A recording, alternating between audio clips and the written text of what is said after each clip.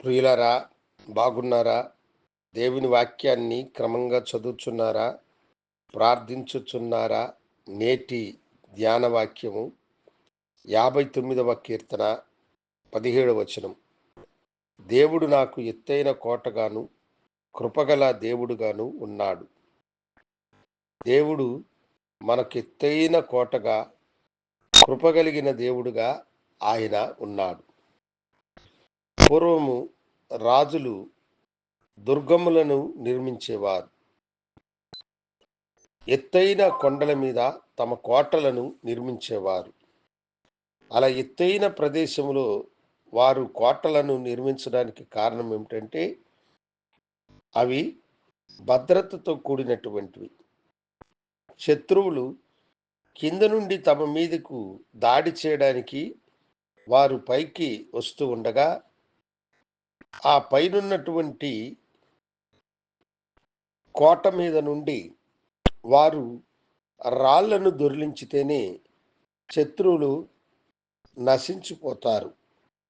అలాగనే పైనుండి కిందకి గురి చూసి బాణములను సంధించవచ్చు. పైనుండి శత్రువుని నాశనము చేయడము చాలా సులువైనటువంటిది. అలాగనే ఎత్తైన ప్రదేశములో ఉన్నటువంటి భటుడు కింద నుండి తమకు వచ్చే ఆపదను సులువుగా చూడగలుగుతాడు. అందుకనే ఇక్కడ భక్తుడు, దేవుడు నాకు ఎత్తైన కోటగాను, నా ఎడల కృప చూపించే దేవుడుగాను ఉన్నాడు అని. ఎత్తైన కోట ఎలా భద్రత కలిగిందో, మన ప్రభు మనకు అలాగు మనలను కాపాడి మనలను ఆశీర్వదించేటువంటి వాడు. ఆయనే కృపగలిగిన దేవుడు. ఆయన కృప అనంతమైనది. ఆయన కృప ఎల్లప్పుడూ మనలను వెంబడించున్నది.